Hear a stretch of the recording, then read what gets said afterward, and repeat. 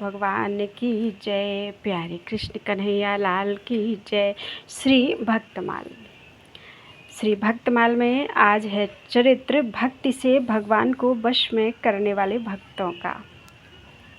हों कहा कहों बनाई बात सब ही जग जाने। हों का कहों बनाई बात सब ही जग जाने। करते दो ना भयो श्याम सौरभ मन माने। 56 भोग ते पहल खींच कर माँ को भावे। सिल पिल्ले के कहत कुंवर पे हर चले आवे। भक्तन हित सुत विष दियो भूप नारी प्रभु राखपति। प्रसाद अवज्ञा जान के पान तजो एके नृपति। श्री नाभाजी कहते हैं कि जगन्नाथपुरी के एक राजा ने अपने दाहिने हाथ से प्रसाद का अपमान हुआ जानकर उसे त्याग दिया, अर्थात हाथ ही कटवा डाला। इस बात को मैं अपनी ओर से बनाकर क्या कहूँ, इसे तो सारा संसार जानता है कि उस भक्त राजा के कटे हुए हाथ से दौना का वृक्ष उत्पन्न हुआ, जिसके पुष्प एवं पत्रों की सुगंध श्याम सुंदर को अत्यंत प्रिय लगती है। श्री जगन्नाथ जी को 56 राजभोग से पहले श्री कर्माबाई की खिचड़ी अति ही स्वादिष्ट लगती है, अतः अब तक नित्य उसका भोग लगता है। हे सिलपिल्ले प्रभु, ऐसा कहते हैं कि दोनों कन्याओं के पास भगवान चले आए। 2 राजरानियों ने भक्तों के लिए अपने अपने पुत्रों को विष दिया। प्रभु ने उन रानियों की लज्जा रखी, उनके पुत्रों को जीवित किया। इन भगवननिष्ठ भक्तों का संक्षिप्त परिचय इस प्रकार है। सबसे पहले भगवत प्रसादनिष्ठ राजा। श्री जगन्नाथपुरी के राजा की भगवत प्रसाद में बड़ी ही निष्ठा थी, परंतु एक दिन राजा चौपड़ खेल रहा था। इसी बीच श्री जगन्नाथ जी के पंडा जी प्रसाद लेकर आए। राजा के दाहिने हाथ में पाशा था, अतः उसने बाएं हाथ से प्रसाद को छूकर उसे स्वीकार किया। इस प्रकार प्रसाद का अपमान जानकर पंडा जी रुष्ट हो गए। प्रसाद को राजमहल में न पहुँचाकर उसे वापस ले गए। चौपड़ खेल कर राजा उठे और अपने महल में गए। वहाँ उन्होंने नई बात सुनी कि मेरे अपराध के कारण अब मेरे पास प्रसाद कभी नहीं आएगा। राजा ने अपना अपराध स्वीकार कर अन्न जल त्याग दिया। उसने मन में विचारा कि जिस दाहिने हाथ ने प्रसाद का अपमान किया है उसे मैं अभी काट डालूंगा, यह मेरी सच्ची प्रतिज्ञा है। ब्राह्मणों की संपत्ति लेना उचित समझकर राजा ने उन्हें बुलाकर पूछा कि यदि कोई भगवान के प्रसाद का अपमान करे तो चाहे वह कोई अपना प्रिय अंग ही क्यों न हो, उसका त्याग करना उचित है या नहीं। ब्राह्मणों ने उत्तर दिया कि राजन, अपराधी का तो सर्वथा त्याग ही उचित है। राजा ने अपने मन में हाथ कटाना निश्चित कर लिया, परंतु मेरे हाथ को अब कौन काटे, यह सोचकर मौन और अत्यंत खिन्न हो गया। राजा को उदास देखकर मंत्री ने उदासी का कारण पूछा। राजा ने कहा, नित्य रात के समय एक प्रेत आता है और वह मुझे दिखाई भी देता है। कमरे की खिड़की में हाथ डालकर वह बहुत शोर करता है, उसी के भय से मैं दुखी हूँ। मंत्री ने कहा, आज मैं आपके पलंग के पास सोऊंगा और आप अपने को दूसरी जगह छिपा कर रखिए। जब वह प्रेत झरोखे में हाथ डालकर शोर मचाएगा तभी मैं उसका हाथ काट दूंगा। सुनकर राजा ने कहा, बहुत अच्छा, ऐसा ही करो। रात होने पर मंत्री जी के पहरा देते समय राजा ने अपने पलंग से उठकर झरोखे में हाथ डालकर शोर मचाया। मंत्री ने उसे प्रेत का हाथ जानकर तलवार से काट डाला। राजा का हाथ कटा देखकर मंत्री जी अति लज्जित हुए और पछताते हुए कहने लगे कि मैं बड़ा मूर्ख हूँ, मैंने यह क्या कर डाला। राजा ने कहा, तुम निर्दोष हो, मैं ही प्रेत था, क्योंकि मैंने प्रभु से बिगाड़ किया था। राजा की ऐसी प्रसाद निष्ठा देखकर अपने पंडों से श्री जगन्नाथ जी ने कहा कि अभी अभी मेरा प्रसाद ले जाकर राजा को दो और उसके कटे हुए हाथ को मेरे बाग में लगा दो। भगवान की आज्ञा अनुसार पंडे लोग प्रसाद को लेकर दौड़े। उन्हें आते देखकर राजा आगे आकर मिले। दोनों हाथों को फैलाकर प्रसाद लेते समय राजा का कटा हुआ हाथ पूरा निकल आया। जैसा था वैसा ही हो गया। राजा ने प्रसाद को मस्तक और हृदय से लगाया। भगवत कृपा का अनुभव करके बड़ा भारी सुख हुआ। पंडे लोग राजा का कटा हुआ वह हाथ ले आए, उसे बाग में लगा दिया गया। उससे दौना के वृक्ष हो गए। उसके पत्र पुष्प नित्य ही जगन्नाथ जी के श्री अंग पर चढ़ते हैं। उनकी सुगंध भगवान को बहुत प्रिय लगती है। श्री प्रियादास जी पुरी नरेश की इस प्रसाद निष्ठा का अपने कवित्वों में इस प्रकार वर्णन करते हैं। प्रसाद की अवज्ञा तज्यो नृप कर एक, करके विवेक सुनो जैसे बात भई है। खेले भूप चौपरी को आयो प्रभु भुक्त शेष, दाहिने में पासे बाएं छुयो मति गई है। ले गए रिसाए के फिराए महा दुख पाए, उठ्यो नर देव ग्रह गयो सुनी नहीं है।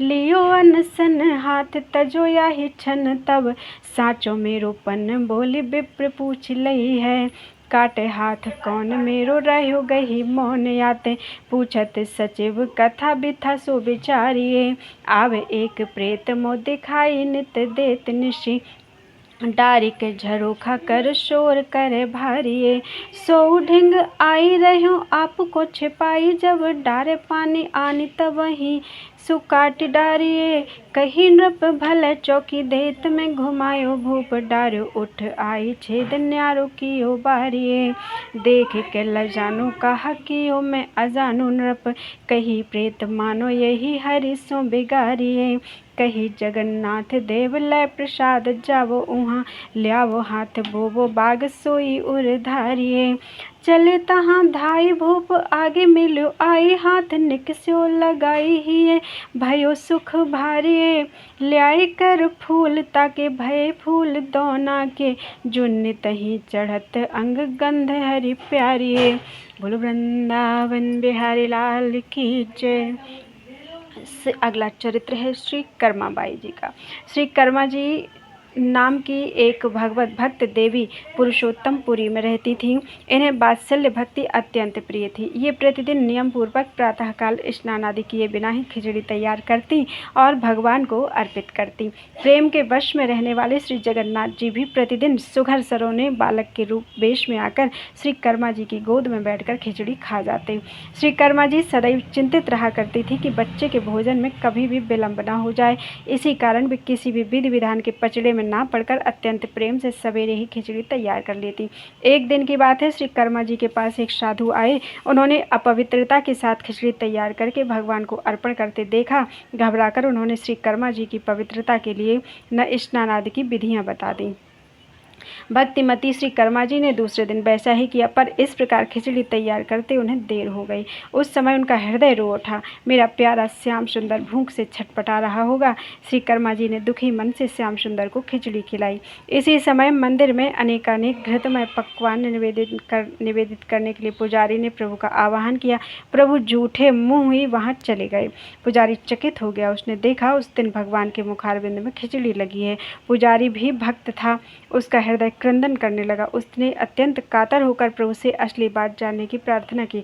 उत्तर मिला, नित्य प्रति प्रातः काल मैं कर्माबाई के पास खिचड़ी खाने जाता हूँ। उनकी खिचड़ी मुझे बड़ी मधुर और प्रिय लगती है, पर आज एक साधु ने जाकर उन्हें स्नान आदि की विधियाँ बता दी, इसलिए खिचड़ी बनने में देर हो गई, जिससे मुझे क्षुधा का तो कष्ट तो हुआ ही है, शीघ्रता में जूठे मुँह आ जाना पड़ा। भगवान की आज्ञा अनुसार पुजारी ने उस साधु को ढूंढकर प्रभु की सारी बातें बताती। साधु घबराया हुआ श्री कर्मा जी के पास जाकर बोला, आप पूर्व की तरह ही प्रतिदिन सवेरे ही खिचड़ी बनाकर प्रभु को निवेदन कर दिया करें। आपके लिए किसी नियम की आवश्यकता नहीं है। श्री कर्मा जी उसी तरह प्रतिदिन सवेरे भगवान को खिचड़ी खिलाने लगी। श्री कर्मा जी परमात्मा के पवित्र और आनंदमय धाम में चली गईं, पर उनके प्रेम की गाथा आज भी विद्यमान है। श्री जगन्नाथ जी के मंदिर में आज भी प्रतिदिन प्रातःकाल खिचड़ी का भोग लगाया जाता है। श्री प्रियादास जी श्री कर्माबाई की इस प्रेममयी भक्ति का अपने कवित्तों में इस प्रकार वर्णन करते हैं। होती एक बाई ताको कर्मा सुनाम जाने, बिना रीति भांति भोग खिचड़ी लगा वहीं, जगन्नाथ देव आप भोजन करतनी के, जिते लगे भोग तामे यह अति भावहीं, गयो तहाँ साधु मानी बड़ो अपराध करे, भरे बहु श्वास सदाचार ले सिखावही, भइयो अवार देखें खोल के किवार, जो पे जूठन लगी है मुख धोए बिनु आवही, पूछी प्रभु भयो कहा कहिए प्रगट खोली, बोले हो न आवे हमें देख नहीं रीति है, कर्माशु नाम एक खिचड़ी खवावे मोही, मैं हूँ नित पाऊँ जाए जान साची प्रीति है, गयो मेरो संत रीति भांति सो सिखाए आयो, मत मोह अनंत बिनु जाने यो अनीति है, कही वही साधु सो जो साधु आवो वही बात, जाए के सिखाई ही आई बड़ी भीति है। बोलो वृंदावन बिहारी लाल की जय। अगला चरित्र है श्री शिल्पले की भक्त दो कन्याएं।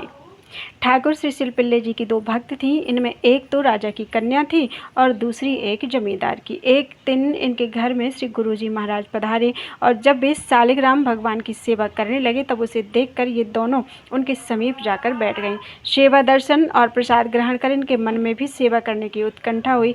इन्होंने ललचाकर कहा कि हम भी सुकुमार श्याम सुंदर की पूजा किया करेंगे, हमें आप ठाकुर जी की मूर्ति दे दीजिए। श्री गुरुजी ने इन्हें बच्चा परंतु सच्चा प्रेमी जानकर दोनों को एक एक पत्थर का टुकड़ा दे दिया। जब इन्होंने ठाकुर जी का नाम पूछा तो कह दिया कि इनका नाम शिलपिल्ले है और तुम अपना मन लगाकर नित्य इनकी सेवा किया करना। गुरुदेव की आज्ञा अनुसार दोनों प्रेम से पूजा करने लगी। सेवा करते करते उनके हृदय में बड़ा भारी अनुराग बढ़ गया। भक्तमाल की टीकाकार श्री प्रियादास जी अपने एक कवित्त में इस घटना का वर्णन इस प्रकार करते हैं। शिलपिल्ले भक्ता उभय बाई सोई कथा सुनो, एक नृप सुता एक सुता जमींदार की, आए गुरु घर देखी सेवा ढिंग बैठी जाई, कही ललचाई पूजा कीजे सुकुमार की, दियो सिला टूक लेके नाम कही दियो वही, कीजिए लगाई मन मति भाव पार की, करत करत अनुराग बढ़ी गयो भारी, बड़ी ये विचित्र रीति यही शोभा सार की। बोलो वृंदावन बिहारी लाल की जय। जमींदार की कन्या की कथा। श्रद्धा विश्वास पूर्वक अनन्य भक्ति भाव से अपने इष्ट देव के पाद पद्मों में हृदय की आसक्ति को ही भक्ति कहते हैं। श्रद्धा का यह भाव मूर्ति के माध्यम से भक्त अपने आराध्य तक पहुंचाते हैं और उस भक्ति सूत्र से बंधे होने के कारण भक्त के आवाहन पर भगवान अपने वैकुंठ लोक को छोड़कर उसके पास तक पहुंच जाते हैं। यहाँ एक जमींदार की कन्या के प्रेम की इसी दिव्यता का वर्णन है। बहुत पहले की बात है। एक जमींदार के दो पुत्र और एक कन्या थी। एक बार जमींदार के यहाँ उनके श्री गुरु महाराज जी आए। जमींदार ने उनका बड़ा ही स्वागत सत्कार किया। जब गुरुजी से सालिग्राम भगवान की सेवा करने लगे तो जमींदार का पूरा परिवार वहां आकर बैठा। बाल सुलभतावश जमींदार की कन्या को सालिग्राम भगवान की सेवा देख बड़ा आनंद आया। उसने श्री गुरुजी महाराज से ठाकुर जी की एक मूर्ति के लिए निवेदन किया कि मुझे भी सेवा करने के लिए दे दीजिए। पहले तो गुरुजी ने मना किया पर बालहट देखकर एक पत्थर का टुकड़ा दे दिया। बालिका ने पूछा कि गुरुदेव मैं अपने भगवान को क्या कहकर पुकारूंगी? तो उन्होंने हंसते हुए कहा तुम इन्हें शिलपिल्ले भगवान कहना। श्री गुरुजी महाराज ने सामान्य ढंग से पूजा विधि भी बतला दी। अब वह जमींदार की कन्या नित्य बड़े ही प्रेम और भक्तिभाव से अपने शिलपिल्ले भगवान की सेवा पूजा करने लगी। धीरे धीरे उसे इस कार्य में इतनी रुचि हो गई कि शिलपिल्ले भगवान की पूजा करने के अतिरिक्त उसका किसी अन्य कार्य में मन ही नहीं लगता। भगवान को भी उसकी सेवा पूजा में बहुत आनंद आता क्योंकि उन्हें तो केवल हृदय का शुद्ध भाव ही चाहिए। वे उस पत्थर के टुकड़े की गई पूजा को ही अपनी पूजा स्वीकार कर लेते थे। कालांतर में जब जमींदार की मृत्यु हो गई तो उसके दोनों पुत्र अलग अलग रहने लगे। जमींदार की पुत्री भी अपने एक भाई के साथ रहने लगी। उन दोनों भाइयों में वैर द्वेष इतना बढ़ा कि एक दिन छोटे वाले भाई ने बड़े भाई के घर पर कुछ लोगों को लेकर आक्रमण कर दिया और उसका सारा धन लूट लिया। और तो और वे लोग अपनी बहन का ठाकुर बटुआ भी उठा ले गए जिसमें वह शिलपिल्ले भगवान को रखती थी। अब तो उसने शिलपिल्ले भगवान के विरह में अन्न जल का त्याग कर दिया। यह बात जब गाँव वालों को पता चली तो उन लोगों ने जमींदार की पुत्री को समझाया कि झगड़ा भाइयों का है, तुम्हारे लिए तो दोनों लोग एक जैसे ही हैं, तुम जाकर अपने भाई से अपना ठाकुर बटुआ मांग लो। बड़े बुजुर्गों के इस तरह समझाने पर वह उस गांव में गई जहां दूसरा भाई रहता था। उसने भाई से अपने ठाकुर बटुआ की मांग की और कहा कि मैं अपने शिलपिल्ले भगवान की सेवा पूजा के बिना अन्न जल ग्रहण नहीं करूंगी और अपने प्राण त्याग दूंगी। यह सुनते ही भाई ने कहा तुम घर में जाओ, वहां सभी ठाकुर जी एक ही स्थान पर विराजमान है, तुम अपने शिलपिल्ले भगवान को पहचान कर ले आओ। भाई के पास ही एक व्यक्ति और बैठा हुआ था। उसने व्यंग करते हुए कहा कि यदि तुम्हारा अपने शिलपिल्ले भगवान से इतना ही प्रेम है तो अंदर जाने की क्या ज़रूरत है, उन्हें ही अपने पास बुला लो। अब तो उस जमींदार की कन्या के नेत्र अश्रुपूर्ण हो गए। उसके प्रेम और भक्ति पर यह व्यंग था। उस समय उसके हृदय में बेही भाव उत्पन्न हुए जो ग्राह सहित गजेंद्र या दुशासन द्वारा अपमानित हो रही द्रौपदी के हृदय में उत्पन्न हुए थे। उसने प्रार्थना की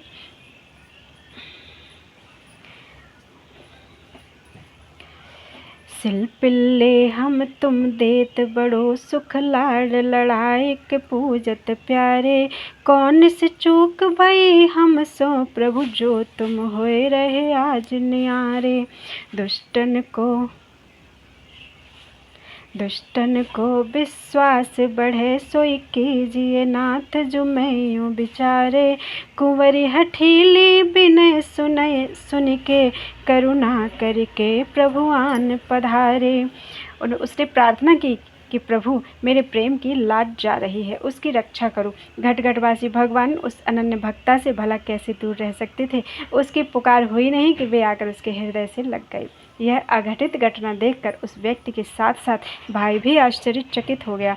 उसने क्षमा मांगते हुए बहन के चरणों में प्रणिपात किया कि हमारे भाग्य धन्य है कि तुझ जैसी भक्ता हमारी बहन है।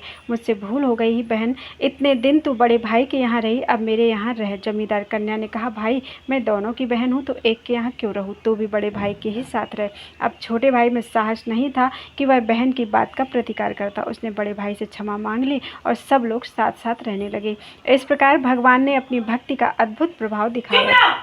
श्री प्रियादास जी महाराज इस घटना को अपने कवित्तों में इस प्रकार वर्णन करते हैं। पाछले कवित्त मांझ दोहन की एक रीति, अब सुनो न्यारी न्यारी नी के मन दीजिए। जिम्मेदार सुतता के भय उभे भाई रहे, आपस में बैर गाँव मार सब छीजिए। ताम गई सेवा इन बड़ोई कलेस कियो, जियो नहीं जात खान पान कैसे कीजिए। रहे समुझाए याही कछु न सुहाए, तब कही जाए ल्याबो तेरे दो सम दीजिए। दीजिए गई बाही गाँव जहाँ दूसरो जो भाई रहे, बैठे हो अथाई माँझ कही वही बात है। ले वो जो पिछानी तहाँ बैठे एक ठौर, प्रभु बोले उठ को बोल लीजिए प्रीति गात है। भई आँख रात लागी फटी फाटी वे को छाती, सो पुकारी सुर आरत सो मानो तन पात है। हे आई लागे सब दुख दूर भागे को, बड़े भाग जागे घर आई न समात है। बोल वृंदावन बिहारी लाल की जय।